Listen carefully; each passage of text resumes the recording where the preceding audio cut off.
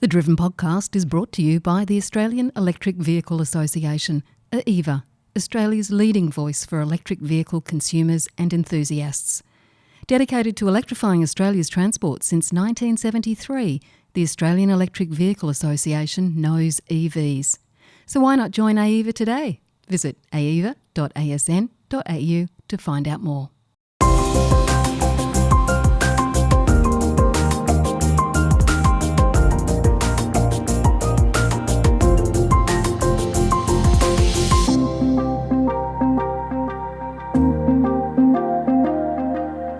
Hello and welcome to this latest episode of the Driven podcast. My name is Giles Parkinson. I'm the founder and editor of The Driven and also editor-in-chief of our sister site, Renew Economy. And got with you a cast of, well, not quite thousands, but quite a few people on board at the moment. Got Riz Akhtar from Carloop and other contributors, Tim Eden, hi Tim, and Sam. We'll be back with Tim and Sam later on, but I wanted to kick off with you, Riz. I trust you are well. Yeah, doing well. It's the weather, at least down in Melbourne, seems to be pretty good, holding up, unlike Sydney, which is a little bit chilly at the moment. And Byron Bay, which is very wet anyway. Yes. Riz, we both found ourselves on the new Tesla Y media drive day last week down in Sydney. Went for a nice little drive through the Royal National Park, up through Macquarie Pass, back down through back down along the freeway, back to Sydney. I've got an interview with the Tesla Australia boss, Thom Drew, coming up in a minute. But just first of all, what were your observations? What were your reflections? I mean, you've driven the Model Y before, but it was interesting, Tesla hosting a series of these drive days with the media. They're much more proactive on the marketing front now. Yeah, Giles, it definitely was quite a unique day because we haven't had a chance to do this sort of stuff with Tesla for, as long as I can remember. But it's good that we've got a chance with the new Model Y. A lot's riding on this car, particularly with the way EV sales have been in the last 12 months or so. But having said that, I thought it was a great opportunity to try the entry-level rear-wheel drive, which is what most people will end up buying. What did you think? I thought it was pretty damn good, actually. I was quite impressed. We actually own a rear-wheel drive Model Y, one of the first edition, and look, it's a pretty good car, but this one is so much better. And I think you made the observation when I was talking to you down there, because you've driven the all-wheel drive, as has Tim. In the first edition, there was a big difference between the rear-wheel drive and the all-wheel drive. You really sort of felt it in the suspension and the steering. And I just had an absolute ball on this one, driving through the Royal National Park. It was just such better handling, such better steering. It's actually faster than the original Model Y, 0 to 100 in 5.9 seconds as opposed to 6.9. So the performance is better. Really felt that going up Macquarie Pass. I was behind three motorcycle riders who weren't slow, going up to the hairpins and the things, and I had no problem getting up to them. I had an absolute ball keeping up with them. Just sort of going through the bends, really accurate steering, great handling, great road traction. It was a lot of fun. And, I think as you wrote, and I think as I wrote as well, they've taken the world's best EV and made it better, which is great. It's cheaper, which is also great. Then if you go back 3 years to when they first released the Model Y, and we will see how it actually goes with the general public, because we've heard a lot of noise around Tesla, but they've got 3,500 of them on the docks, or at least in their depots on the way out the door. So we'll see how that goes. And maybe see a rebound in the sales, because we did a story today with Tim put together a whole bunch of stats, just sort of chronicling the decline over the last 18 months, 2 years in Tesla. This is a company that's gone from like a 68-70% market share down to 8% last April. In April, now that 8%, of course, is just a blip, because a whole bunch of factors contribute to that. But it has been down around 25 or 30 or 40 over most of the last 6 months. So That was pretty interesting. Riz, do you think it's going to bounce back much? I mean, obviously going to see it. We're going to see a boost in sales, but I guess having more competition in the market is actually a good thing. Yeah, I think so as well. I feel that, it will um it will show a bit of a surge in sales of Model Y and essentially Model 3, which I think we've sort of have confirmation that there was some issues around, I guess, shipments as well last month for the 3. So that's why we saw a pretty big sort of drop. But I get a feeling that, maybe it will get close to what it used to be at its sort of peak. But then again, as you say, there's a lot of competition. There's a lot more affordable, pretty high quality stuff out of China coming out now. Geely EX5, the new MG S5 that's about to launch. Yes, some of those cars are a little bit smaller, may not have as much tech, may not be as efficient, but I think consumers have way more choice now. So now people are really sort of asking the question, do we need to be spending close to 60 grand, or can we sort of get away with something that's sort of, $15,000 less in the sort of $40,000 to $45,000 mark? So yeah, interesting car. But as a car and as what the improvements Tesla has made, it's incredible. To top that with how quickly they're growing the supercharger network, particularly in New South Wales and Victoria, WA, and other parts of the country. I think they've got a bit of a winner. They just need to educate and communicate all the benefits that come with the Tesla ownership that might be hard for some of the newer brands to match. Yeah, and I think that's right about the supercharging thing. Tim, any just little quick reflections? I mean, what are your predictions with Tesla, if you dare have any? Oh, it's always hard to predict the future. I think I said that on the last podcast with Sam, but basically, I think, yeah, you're right. I think we will definitely see a rebound in Tesla sales, particularly if they had some issues with shipping that affected Model 3 sales, as well as the Model Y sort of change over to the new model. It was interesting. We didn't see, I mean, they've got some pretty big discounts on the old Model Y at the moment, up to $9,000. I even saw a Model 3 the other day that was up to $5,500 off. And that's the refreshed Model 3, the new one. There's also none of the old ones up there for sale on the Tesla inventory. So it was interesting to see it quite low this month, but I think there'll be a rebound and maybe, come in 3-4 months' time, once that initial wave of deliveries has settled down. I think it'll be interesting to see where it ends up. Like yourself and Reece said, there's a lot of really good competition now from the Chinese brands, as well as some of the ones like Kia EV5, sitting in that same segment as the Model Y. So. Okay. Reece, I think you've got another appointment, so you've got to move on. Is that right? I shall. Thank you for having me on. Should be an exciting one. Look forward to hearing Tim and Sam's point of view on where things are going. Excellent. Look, thank you very much, Riz. And we'll be back with Tim and Sam, but let's have a listen to my interview with Thom Drew. He's the head of Tesla in Australia and New Zealand.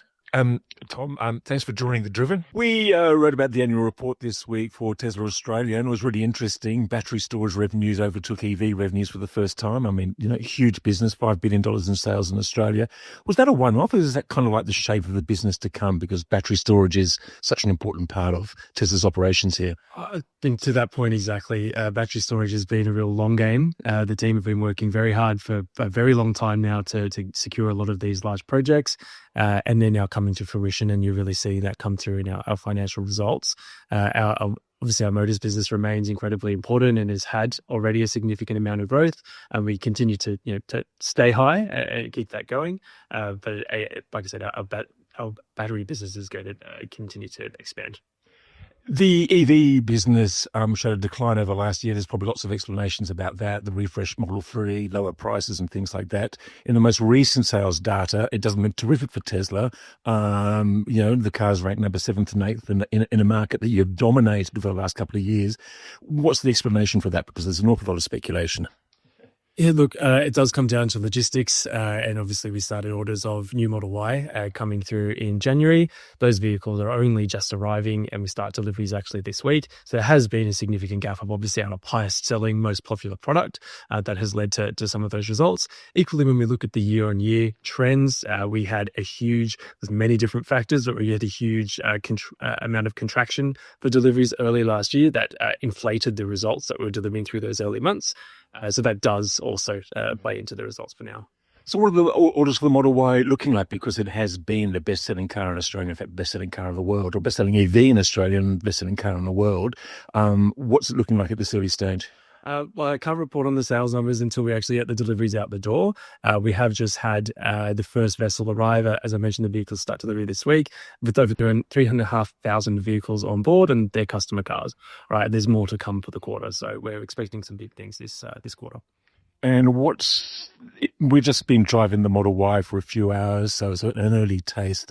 My instant observation is that this is a much better car than the original, and I do know that because I do own an original, and it's a lower price than the original. You look surprised, but it is. It was when I bought it 3 years ago. It just seems to me then that the pace of development in the car has been actually quite substantial over the last couple of years. Yeah, that's right. And you're right. I'm not surprised, but just remembering back, obviously our prices have changed a little over time, which, has largely been driven by the efficiencies that we've made in manufacturing and so on, at the scale that we've been producing. So it's great to hear that it has come in at a lower price. Obviously, the new base car came in at a slight bump up 3K, but the long range actually came down 1,000. So we're really trying to normalize that as much as we can. Yeah. Well, there's been a few gyrations. I'm just thinking about my sort of purchase price from 3 years ago, the original Model 3. With sort of short of time, I kind of like to leap off to sort of like supercharger network, because that's been an integral part of the Tesla experience. I think is why many people buy Teslas and don't buy other cars, because they know they can actually charge it and there's a reliable charger.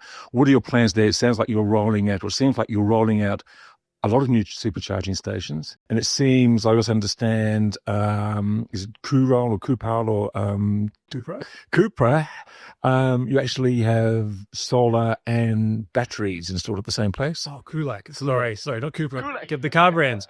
Look, that one is definitely still in the works. So yeah, we've got a lot of projects that are in their development phase, this country in particular. I think a good example, I've been talking about our regional team in Korea. They can go from initial build to online in 6 weeks. Australia's got a lot more complexity with the way our energy networks work and actually getting approvals and so on. So it can take 12 months plus for some of our locations, particularly really remote locations like Kulak. That one, we're trying to go all out and have some really unique offerings there with Megapack and solar and so on. Obviously, that's still being worked through. But look, the supercharger network, as you said, is an absolutely fundamental part of our ownership experience at enabling long distance travel, but also just alleviating any concern that customers may have around an EV inconveniencing them. Right, and interrupting their lifestyle. What we continue to do with the investment in the network is take away those fears. We want people to be able to buy, particularly the family segment of Model Y, to be able to buy their EV rather than an ICE car and still live their lifestyle in the same way that they do today. And the supercharger network is absolutely key to that. Not just where those superchargers are, but the volume of stalls that we have per location. Like we're looking at, 8, 12, 15 stalls as a normal install for us now, but then the reliability is key. We're 99.5% uptime on our network, which doesn't just happen. There is a fantastic field service team behind that travel all around the country and keep our sites online. But things do break, things do go down. If we do have posts that go down, they're generally fixed within the same week, if not days. Whereas you may see some other brands where, it can be months on end. We have seen that indeed. You mentioned before that the first 3,500 Model Ys, I think, were on board. How many other ships are on their way? I've actually lost count because it is a little bit complex the way we do get cars out here from China, but there's several more coming. And are you certain then that the Model Y will remain the best-selling EV in Australia? Look, it is something where we're going to try our very best at. Yeah, okay. And just a quick one back to that supercharger network. Is that what's going to be the pattern now for those sort of regional stations is putting in your own battery, because you make batteries obviously very well. The Megapack batteries that alleviate, as you mentioned, the sort of the network concerns, the loads and things like that. I think it's something we'll continue to explore and use this as a bit of a pilot location, and it may very well help us enable particularly remote locations where power is hard to come by. So we'll use this as a test phase. And how you talked about the sort of, rolling out lots of 12, 14, 16, 18 sort of bay charging stations. What might the biggest be? And will we ever see one of those sort of Tesla restaurant type things? Look, I would love to see a Tesla diner by all means, but that does seem to be unique to Los Angeles at the moment. Our largest station that we've got that's waiting energization is Goulburn 2.0, which is 20 stalls. But look, obviously we can go far beyond that where there's demand, right? We're not going to build it purely for the sake of it. We need to make sure that they're going to be utilized. But if you think about Goulburn, it's not just the 20 stall site that's adding to Goulburn 1.0, which is eight stalls. There's actually 28 within Goulburn itself. Thom Drew, thank you very much for joining our podcast. Very welcome. Good to speak to you. You're back with the Driven Podcast with myself, Giles, and Tim and Sam. And that was Thom Drew, the head of Tesla in Australia. Expecting big things. We shall wait and see. I've gone from being accused last week to being a Tesla apologist to this week being a sort of a Tesla hater. So I don't know, in between it gets a bit confusing. So it's a hard line to draw. Not that we're trying to draw any particular line at all, but we just think it's absolutely a fascinating point in time for EV sales in Australia, because if Tesla sales continue to fall and the other car makers don't lift them up, then the sale of EVs is going to decline because they're actually growing elsewhere in the world. And Tim, that just comes down to that level of competition. You had a pick this week just pointing out that we're at 100th model. Yeah, we've come a very long way. Like when you and I first bought our Tesla Model 3s 6 years ago now, there was really not much choice. There was, 6 models available that you could choose from. A couple of very expensive Teslas. The Model S and Model X were still around at that time, I think. And you had the second-hand Nissan Leaf, BMW i3, Renault Zoe you could buy. There really wasn't much choice. It wasn't until the Model 3 and the Hyundai Kona came along that there was a decent sort of reasonably affordable long-range EV. So that's what I was waiting for when I got my Model 3. But yeah, nowadays there's 100 different models to choose from. So much competition and so much choice. Yeah, so we've got a lot more models available now. Some of them are doing quite well. A lot of them are still yet to gain traction. Yeah, no, there's definitely some of the new models are doing quite well. The Kia EV3, EV5, sort of those two little SUVs are doing quite well. The BYD Sea-Line 7, another Model Y competitor, is doing quite well. I believe that was number 1 in the April data. So yeah, there's a lot of them doing quite well. Some of them we don't know about yet. XPeng have not given us any data for the G6 SUV. Deepal S07, we haven't got data for that yet. So there's a couple we're unsure about, but quite a few doing well.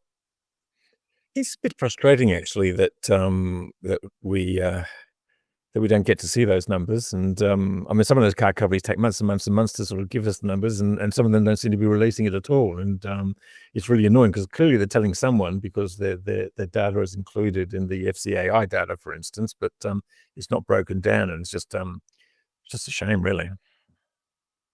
It is, yeah. No, it's a bit frustrating when obviously they're reporting the data somewhere, because it ends up in that aggregate total EV sales number, but we don't see the individual models or brand results. So yeah, looking forward to seeing that for some of those.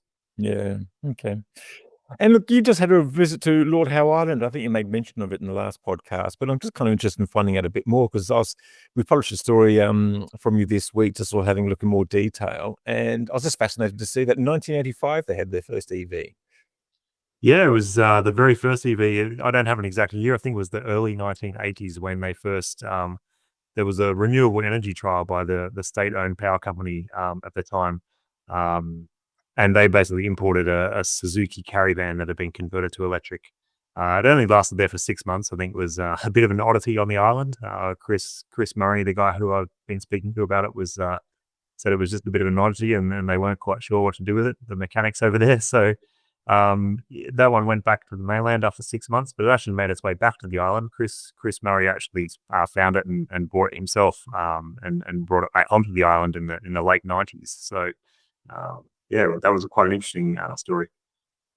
And it seems there's about actually 10% of the car fleet now is fully electric, which compares to about what is it, about 1.5%, 2% in Australia or something like that. It's so they've got about 15 out of 130.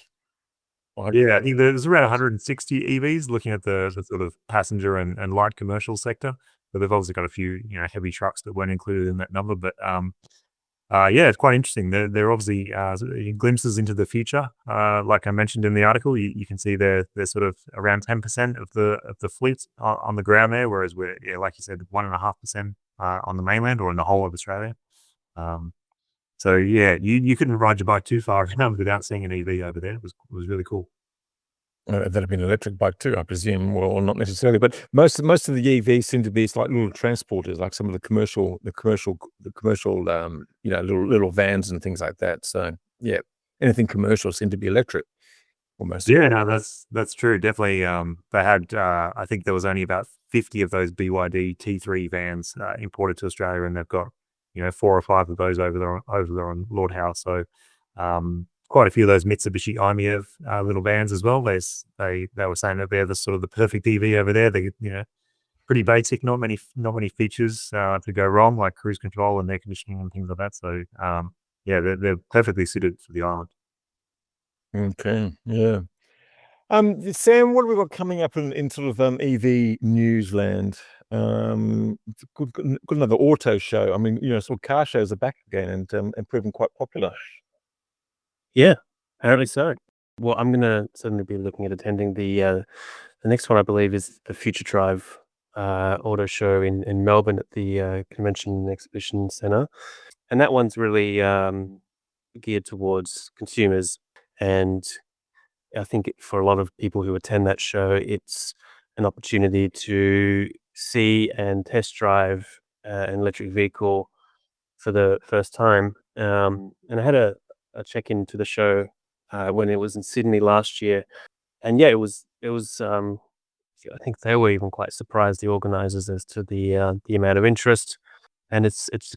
I think it's quite interesting seeing the response and the thoughts of people who are not at all familiar with electric vehicles, but they're looking to get an electric vehicle in the near future. I mean, we know that I think it's something around 50% mark of Australians who see themselves buying an electric vehicle in the next 5 years or so. So, but yet the uptake at the moment is still well below 10%. So I think it's a good opportunity to kind of gauge what the consumer sentiment is and what people think of what is an ever expanding list of available electric vehicles, particularly from the Chinese market. So that'll be interesting to see. And Tim, we've had a few Chinese brands being introduced into the Australian market. Hyundai's having another crack this time with a pretty small EV, which I think you're going to get have a go at in a couple of weeks. So that'll be interesting. Yeah, that's right, Giles. So 2 weeks time, I'll be driving the Hyundai Insta, which will be their smallest, most affordable electric car. So looking forward to trying that out. I've obviously seen some overseas reviews already, and people are really quite impressed with the interior space for such a small car. It's one of those ones sort of starting price around 40,000, so it's not going to be the cheapest EV, but it's going to be sort of one of the most affordable ones. Yeah, I'm actually quite excited about this one. I think it's potentially like exactly the kind of vehicle that I can imagine a lot of people that I know, and even for myself, buying and living in a major city.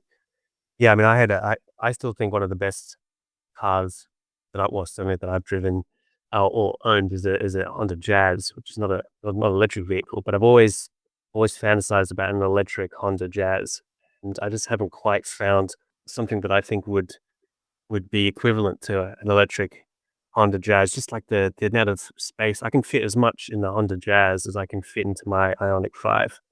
Yet in its it's a significantly smaller car. So if there's a vehicle like that, electric vehicle that has the amount of internal storage as something like a Honda Jazz, but is highly efficient, and small and easy to get around the city, then I think that's going to be a real potential hit with the Australian market in the big cities. So anyway, I'm personally excited to see how that goes.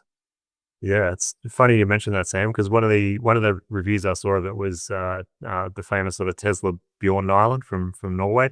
He had the Hyundai Insta, and he does this test with all the different cars he borrows, where he basically fits as many banana boxes into the boot as he can, and sees how many he can fit with the back seats up and the back seats down, and if I remember correctly, he fit as many banana boxes in the Hyundai Insta as the Tesla Model 3, which is quite impressive, because I managed to fit a lot of stuff in my Model 3. So I know how big it is, and the Insta is a much smaller car than a Model 3. So Cool. I'm excited to see how that goes. yeah, And I'm fascinated by this idea of 4 flat seats. that's right. Yeah, so you can fold down all 4 seats, so not just the rear seats like you can in most cars, but in the Hyundai Insta, you can actually fold both front seats completely flat, and put a big mattress in there and go camping in the back, or in the whole car, or whatever. They've got quite a lot of space. Would make it a bit difficult to drive with the 4 seats down, but I suppose that's probably not the recommended use unless it's got autonomous driving. But even then, I don't think that's quite legal yet to have a sleep while your car's driving you around. So, Has it got vehicle to load? Yeah, I'm pretty sure it's got vehicle to load, all the same bidirectional charging features as the bigger Hyundai. So I'll be able to get all the full details in a couple of weeks. But I'll ask some all the questions prematurely. All right, we'll find out. Yeah. But look, I mean, that question about vehicle to load, or sort of the mention of vehicle to load, that takes us right back to where we started from, which is with the new Model Y. And it's still just a great source of frustration that they are not offering vehicle to load. I mean, this is a company that has probably arguably the world's best battery products. If they can't figure out how to sort of put a plug in the car to sort of use the battery, then but it's obviously for sort of their own commercial reasons that they're not doing it. Did they address that directly when you did the drive with the Model Y as to why it doesn't have it? Well, they're sort of still waiting, to hear from the engineers and stuff like that. I mean, the Cybertruck's got it. It's called sort of shared power. So they've done it for the Cybertruck. They talk mostly about sort of vehicle to grid maybe coming through with the Model Y and the Model 3. And that'll probably be like a retrofit that possibly goes through and obliges you to have the Powerwall, which I guess is what they're worried about, is cannibalizing sales of the Powerwall. But it just seems to be, I mean, it shouldn't be that complicated really, for a company like Tesla with the know-how it's got to sort of provide vehicle to load. And, I just don't know if they understand how valuable that is, and but maybe there's just not the consumer awareness that's demanding it. I mean, that I guess you have to sort of sit in a blackout with a useless EV on the driveway to realize that you really want to have it. But anyway, Tim, you look like you're busting to say something.